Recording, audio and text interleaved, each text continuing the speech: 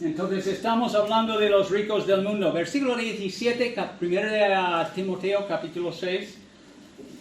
Hemos estado hablando de esta epístola que habla principalmente, da muchas instrucciones a cómo debemos, como dice en capítulo 2, cómo debemos, o capítulo 3, conducirnos dentro de la casa de Dios, dentro de la iglesia. Cómo debería funcionar una buena iglesia, y tiene muchas normas y pautas. Pero aquí al final dice a los ricos de este siglo o mundo, manda, Timoteo, tú mandas a ellos, manda que no sean altivos y pongan la esperanza en las riquezas, las cuales son inciertas, sino en el Dios vivo que nos da todas las cosas en abundancia para que las disfrutemos.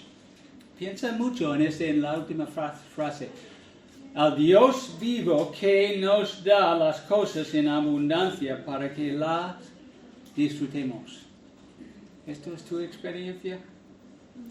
Que hagan bien, versículo 18, que sean ricos en buenas obras, dadivosos, generosos, atesorando para sí buen fundamento para lo porvenir, que echen mano de la vida eterna. Ok, vamos a mirar un poco. El siervo de Dios tiene que pelear la buena batalla de fe. Mucho de lo que Pablo escribiendo a Timoteo aquí es dos veces en capítulo 1, versículo 18, y luego aquí en el versículo 12 de capítulo 6, pelea la buena batalla de la fe. ¿Por qué? Porque en gran parte la pelea está relacionada con activar la vida eterna. Dios nos ha salvado y la verdad es que tenemos vida eterna los que hemos puesto nuestra fe en Él. Es Él, el Espíritu Santo, nos ha regenerado y vive dentro de nosotros y tenemos vida eterna, ¿ok? Pero es nuestra responsabilidad, como dice aquí en la Nueva Traducción Viviente, aferrarnos a la vida eterna, activarlo. No sentar en la silla como pasivamente mirando las estrellas. No, esto es bueno a veces, pero no todo el tiempo. Timoteo era responsable de usar el poder de la vida eterna. Nueva vida en Cristo Jesús, según el pasaje, nos ayuda a vivir la verdad, versículos 11 y 12, a huir de las cosas malas, de la vida pasada. Si alguno si alguno está en Cristo, nueva criatura es, nueva creación es. Las cosas viejas han pasado, ahora todo es nuevo, ¿no? Entonces tenemos que vivir la verdad y tenemos que, como Jesucristo hizo delante de Poncio Pilato, versículo 13, tenemos que testificar de la verdad, hablar de la verdad a los demás. Yo creo que nuestra iglesia es un poco, necesitamos mejorar nuestro testimonio corporalmente, yo el primero. Somos demasiado, a veces, tímidos, como Timoteo, aquí. ¿Qué más da? Esta vida va. Y no habrá más oportunidades de testificar a mi vecino. Tengo un vecino que antes de ir a México tiene un problema gordo con su hígado. Entonces, gordo, muy gordo. Pero fue al dentista y el dentista quitó una muela, decidió quitó dos y luego no podía dejar de sangrar. Seguía durante 10 días sangrando. La vida puede cambiar así. Entonces nosotros, parte de nuestra responsabilidad de pelear la buena batalla de fe, dos veces, ¿recuerdas la palabra pelea? Y la palabra batalla viene de una palabra, no hablando de guerra, pero viene de la palabra agonizamai, de agonía, ¿ok? Viene de la pista de competición. en Corinto, ¿no? Y nosotros, aunque confiamos totalmente en la gracia de Dios y nuestro Dios soberano y su poder, a la vez, para equilibrar las cosas, a veces tenemos que agonizarnos más en eso de testificar a los que todavía no conocen a Cristo. Pensar en su bienestar. ¿Es cómodo hablar de Cristo en nuestra sociedad? Todo el mundo quiere escuchar el Evangelio, ¿no? No. Ni en mi barrio, ni en tu barrio. Ni en mi casa. Bueno, sí, Cindy le gusta. Pero no en todas las casas. No es así. La gente no quiere escucharlo. Pero como dice en 1 de Pedro capítulo 3, versículo 15, con mansedumbre y reverencia hacia la otra persona, respeto. Si alguien dice, no quiero escucharlo, pues deberíamos respetarles. Yo estaba en un taxi yendo a Tapo, la estación de Tapo, en la Ciudad de México. Íbamos a Puebla y pregunté a un chico, un joven de la edad de Dani más o menos. Yo decía, pues, ¿has escuchado alguna vez el Evangelio de Jesucristo? Esto es después de escucharle hablar de su educación y cosas durante 10 minutos. ¿Qué? No. Seguramente tú has oído alguna vez del Evangelio de Jesucristo. Pues no. Fíjate, 27 millones de personas, más grande que Nínive. Y no había, según él, no había oído. Entonces empecé rápidamente de hablar de la muerte de Jesucristo, de su resurrección, y etc. Y intenté dejar algo del Evangelio, el grano del Evangelio por lo menos, a esta joven. Espero que haya prestado atención. Entonces, esto es parte de nuestro trabajo. Y nosotros como iglesia, no en plan de programa, necesariamente como algo que hacemos todas las semanas, pero en tu trabajo, en tu casa, en tu barrio, necesitamos hablar más de nuestro Señor Jesucristo. Hoy cantamos la canción El Credo. Otra vez, a mí me encanta. Porque esto es como debemos pensar. ¿Ha resucitado Cristo?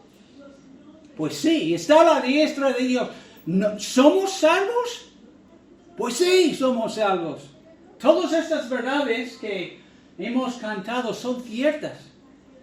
Padre, Hijo, Espíritu Santo, etcétera, etcétera. Entonces debemos vivir más allí y testificar de ello a los demás con mansedumbre y reverencia. Lo que quiero enfatizar es que el creyente, sea Timoteo o tú, no está en una... La vida cristiana no es como una llanura donde tú estás allí y todo es nivelado, planeado, no sé cómo decirlo exactamente. La vida cristiana es una empresa cuesta arriba, ¿ok? ¿Has leído alguna vez El progreso del cristiano? ¿El progreso del peregrino? ¿O cristiano? ¿Cómo era su peregrinaje? Cuesta arriba, con una bolsa de sus pecados. Y esto, la razón que el pastor John Bunyan, o Juan Bunyan, lo escribió así, porque es así. Nada hay de llanura, no, es cuesta arriba, ¿ok? Tienes que esforzarse, o no hay progreso. Y por ende requiere energía espiritual, y tenemos. El Espíritu Santo y la vida eterna funciona muy bien. El cristiano tiene que aplicarse. Viendo la vida nueva dada por el Señor Jesucristo, no basta estar indeciso. Voy a ver las estrellas otra vez. No, tenemos que activarnos. Y eso especialmente lo que tenemos que hacer, guiado por el Espíritu Santo, es leer las Escrituras cada día. No estoy hablando de leer 4 horas. 15 minutos, 10 minutos. Lea la Biblia. La Biblia es la palabra inspirada por Dios, por el Espíritu Santo, para alimentar a nuestra alma y suministrarnos la energía que necesitamos para hacer esto, para vivir la vida eterna correctamente y orar. Y luego terminas, horas antes de empezar a leer, y luego dices, gracias Dios, ayúdame a ponerla en práctica. Complicado no es, simplemente no lo hacemos. No abrimos nuestras Biblias, no buscamos a Dios en su palabra y no hay comunicación, entonces tenemos dificultades en practicar la vida eterna.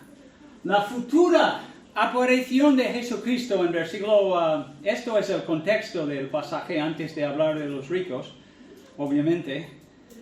Hasta la aparición de nuestro Señor Jesucristo, sirve como punto de referencia para nuestras vidas.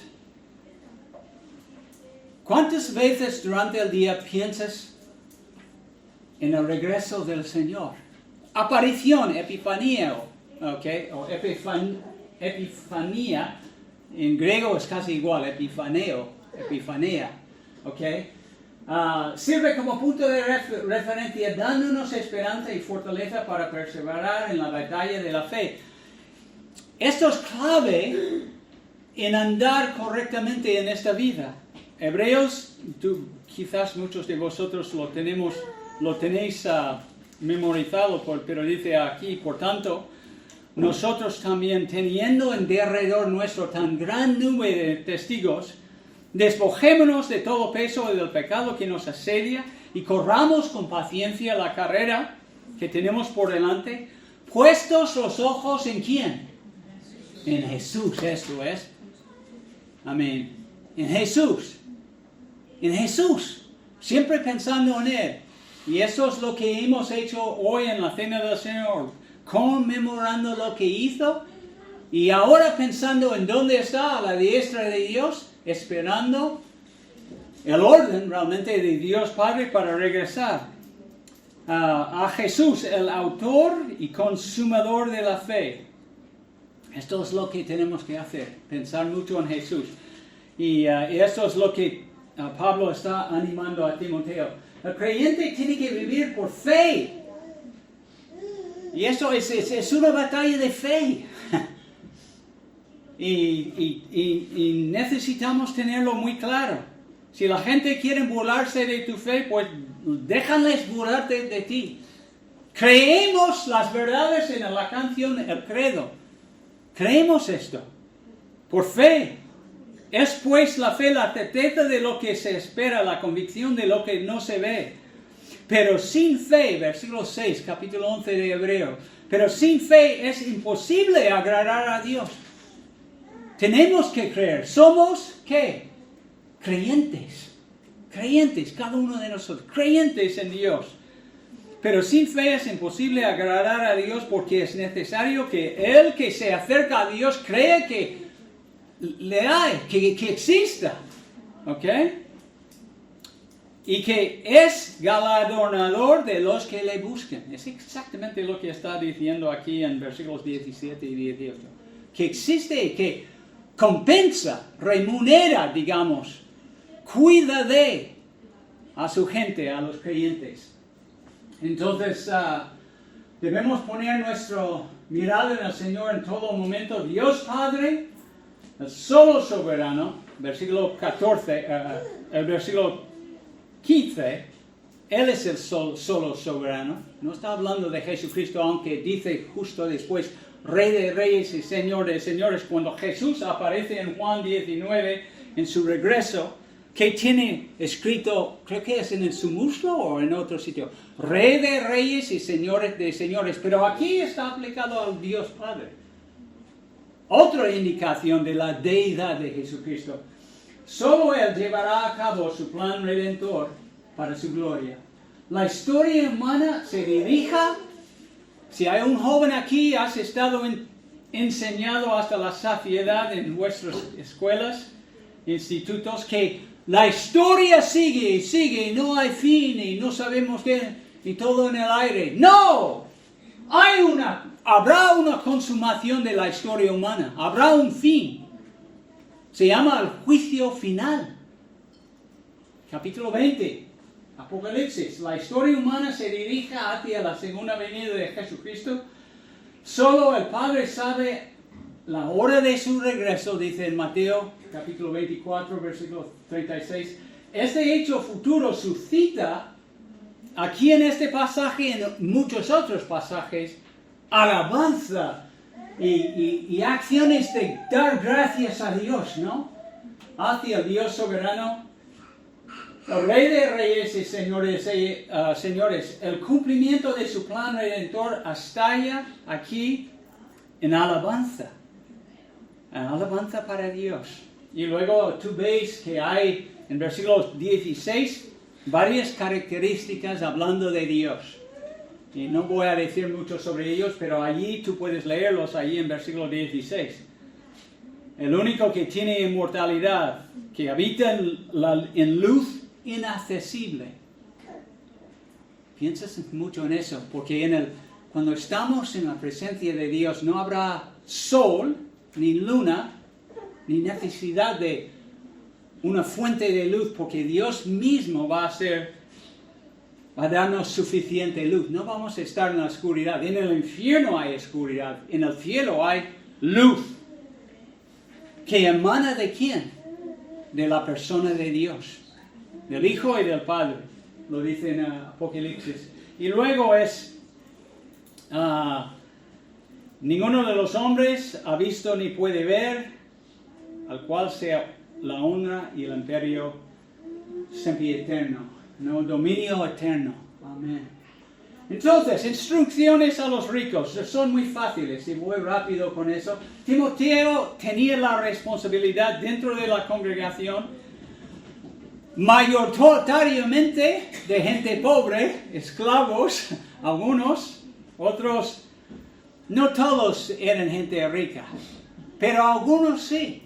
Y pastor nos ha estado enseñando en Apocalipsis en Tiatira, en Sardis, en muchas de las ciudades, la Odisea, que sí, había gente rica, como Lidia en capítulo 16 de Hechos, o las mujeres que acompañaron al Señor desde Galilea, ayudándole a él y sus discípulos con dinero.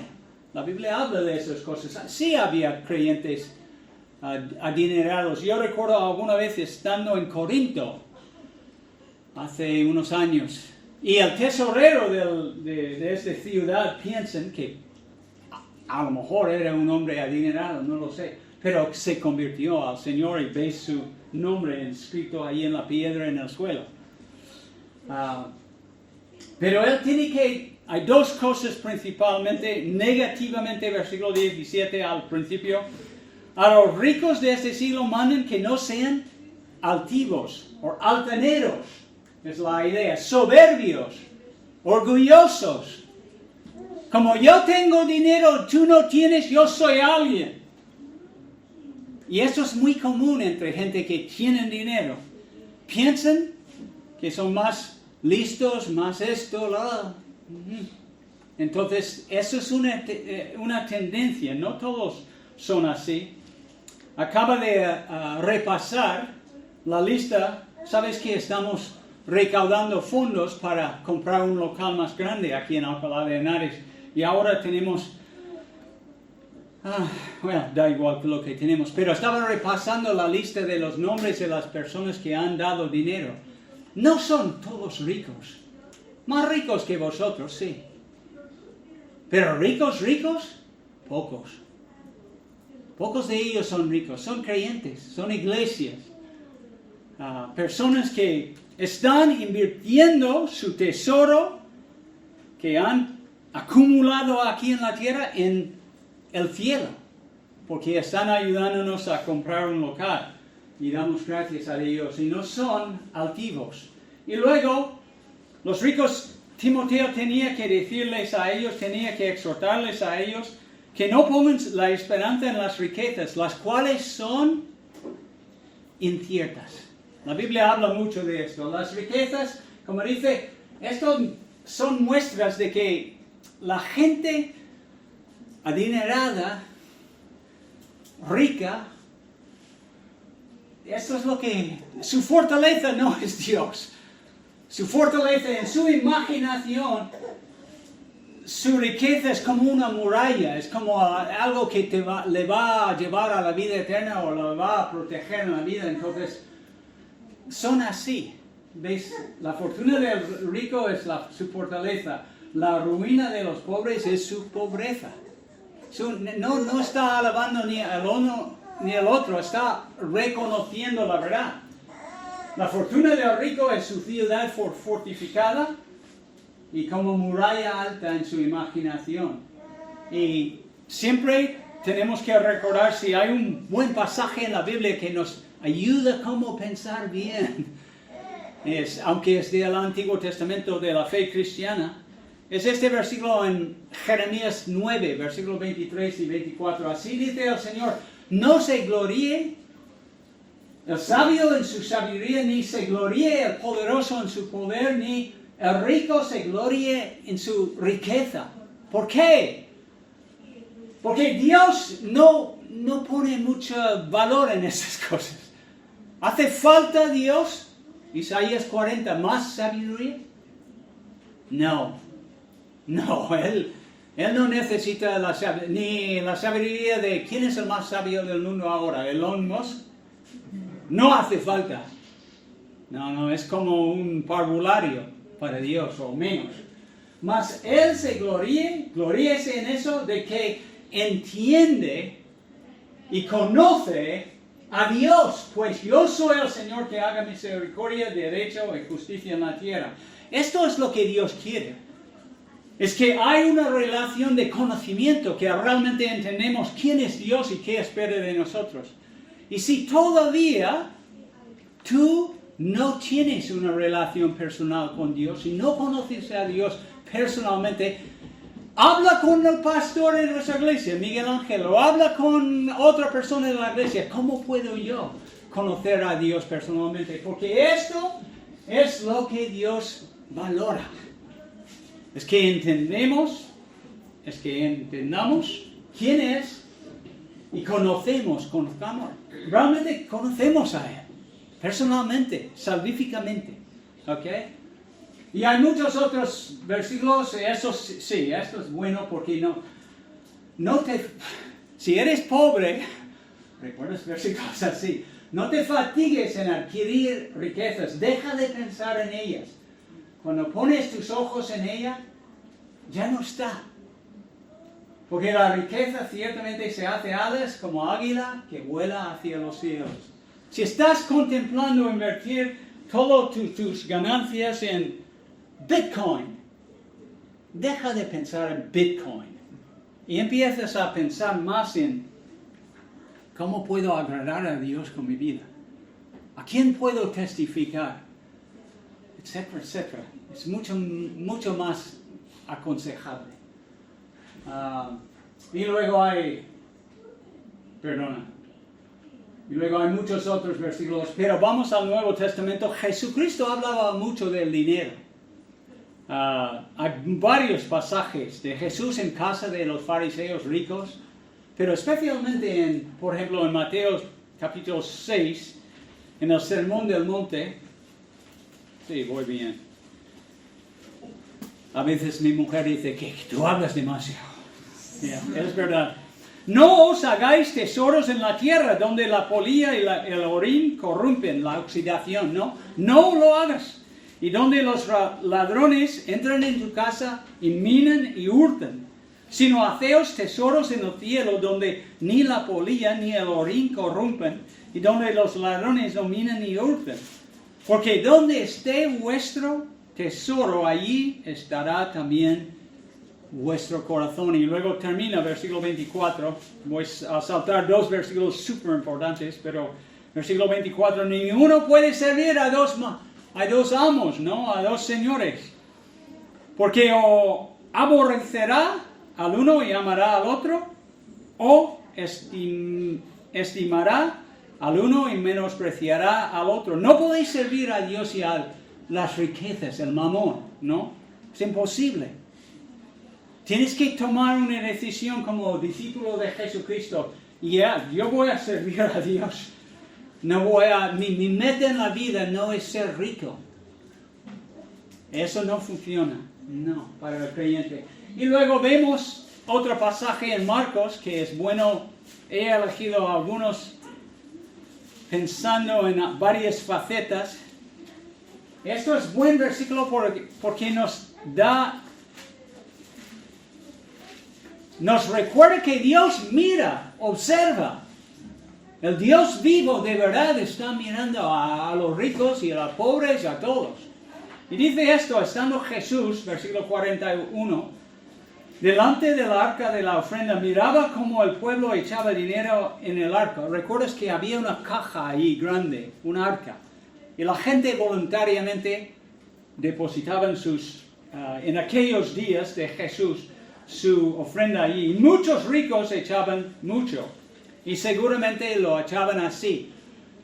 Quizás tenían flautas allí, otras personas alabándoles cuando ellos iban a poner su ofrenda, ¿ok?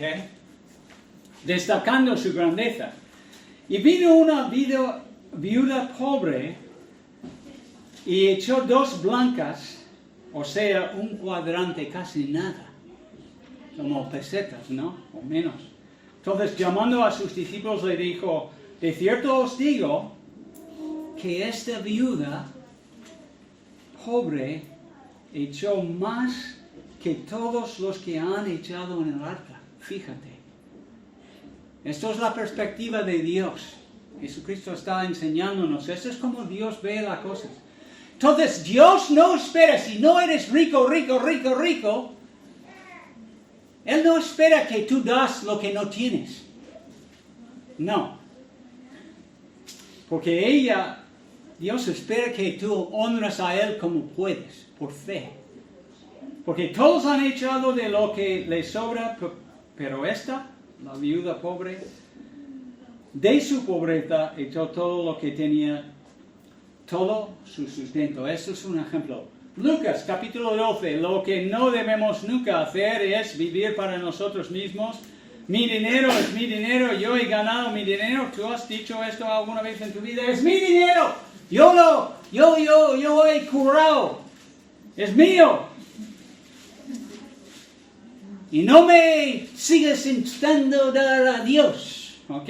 Algo así. Y aquí es un pasaje que un hombre, dice, empezando en versículo 16, la heredad, Jesús refirió una parábola diciendo la heredad de un hombre rico había producido mucho y él pensaba dentro de sí. Eso es el problema.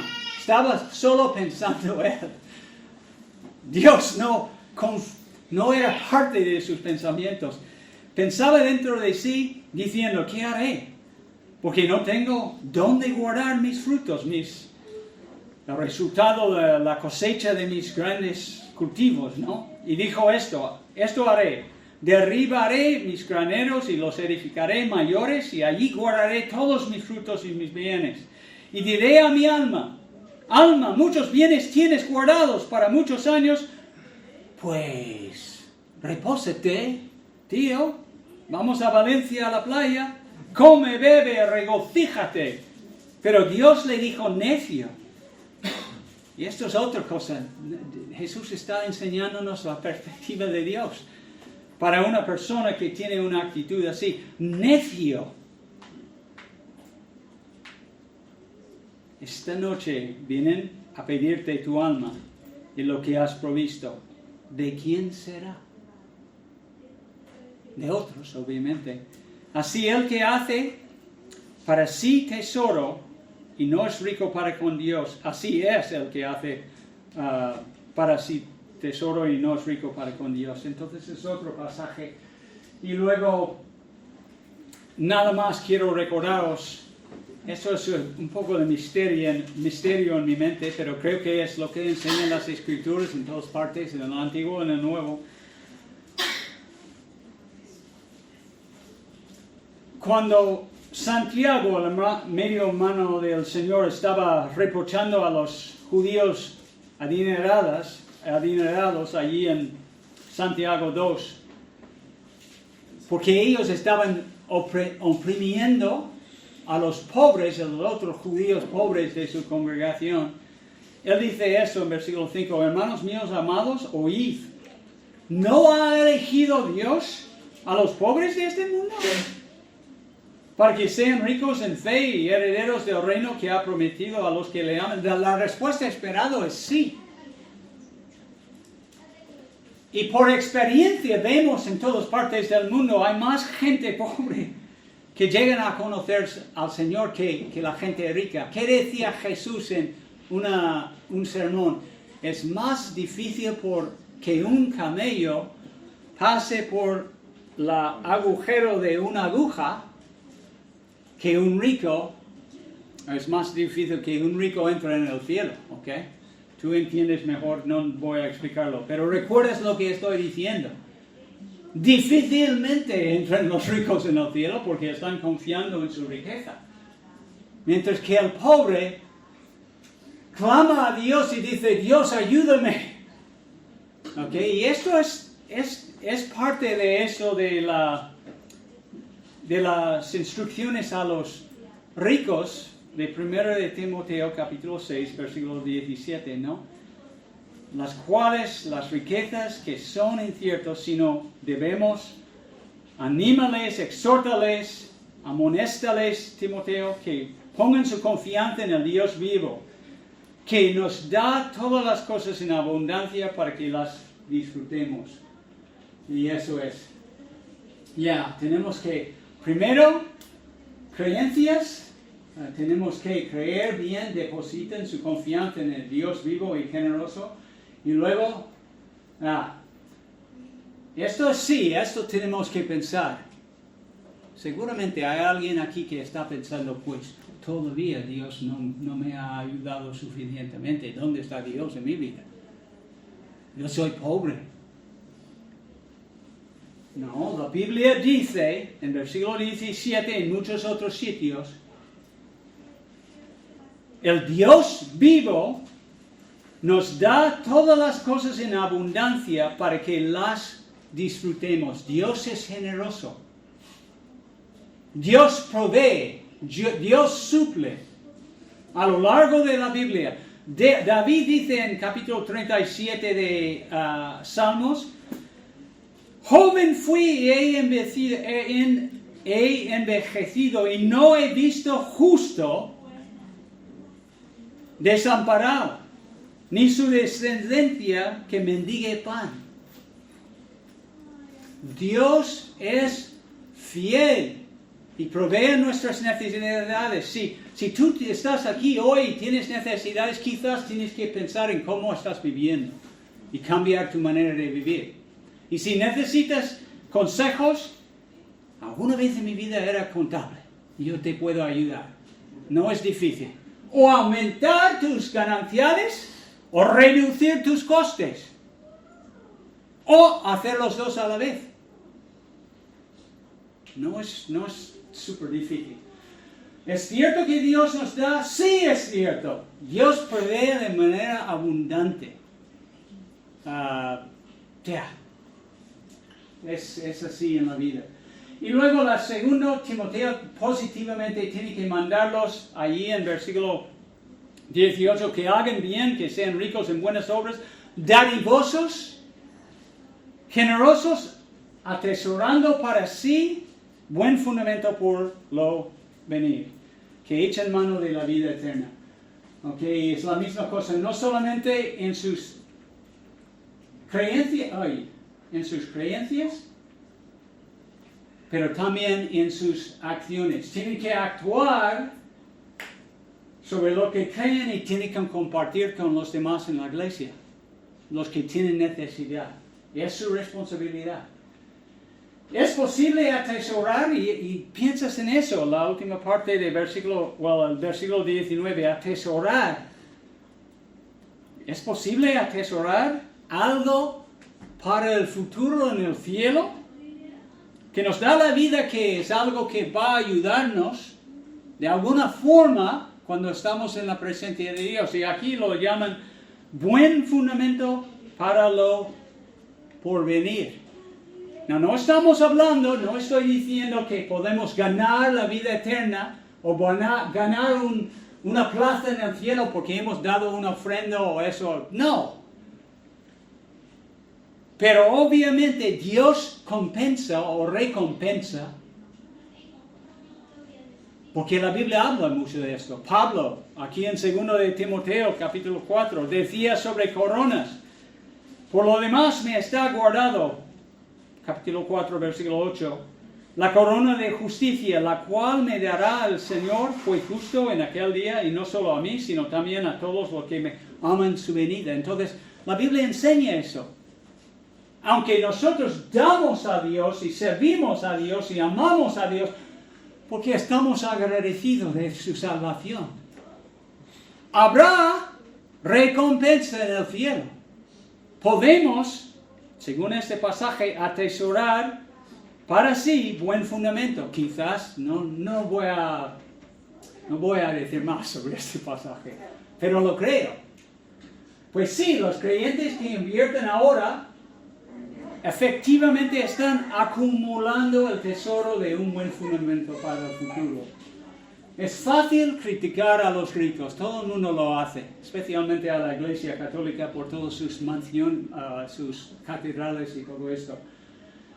Sean inconversos o creyentes, somos, pero la pregunta que realmente debemos preguntarnos a nosotros es, ¿somos buenos mayordomos? ¿Administradores de lo que Dios nos ha dado? ¿O somos como el hombre en capítulo 12 de Lucas que solo pensaba para sí mismo? ¿Cómo puedo invertirlo para mi bienestar? ¿No? ¿Tomamos en serio nuestra responsabilidad como creyentes, como seguidores de Jesucristo, sus discípulos? Hay varios pasajes en la Biblia y quiero recordaros simplemente de esto para terminar. Dios espera de cada creyente, hasta la viuda pobre, que le honre con sus bienes conforme a lo que uno tiene y no lo que uno desea tener. Allí en 2 Corintios 8 exactamente es lo que dice. Ellos iban a tomar una ofrenda para los pobres en Jerusalén y cada uno, lo que esperaba Dios de ellos es conforme a lo que tenían, no lo que desean tener.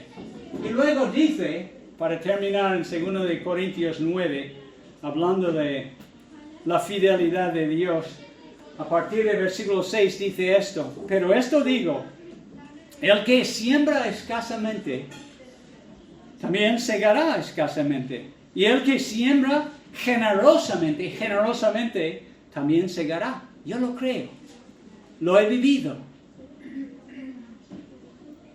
Cada uno dé como propuso en su corazón, no con tristeza ni por necesidad, porque Dios ama al dador alegre. Y poderoso es Dios para hacer que abunde en vosotros toda gracia, otra faceta de la gracia de Dios, a fin de que teniendo siempre en todas las cosas todo lo suficiente, abundéis para toda buena obra, como está escrito, citando a Salmo 112, versículo 9, repartió y dio a los pobres, su justicia permanece para siempre. Y el que da semilla al que siembra y pan al que come, proveerá y multiplicará vuestra sementera y aumentará los frutos de vuestra justicia. Dios no está... La última frase resume mucho. Y aumentará los frutos de vuestra justicia. Quiere creyentes entregados a Él, creyentes creciendo espiritualmente.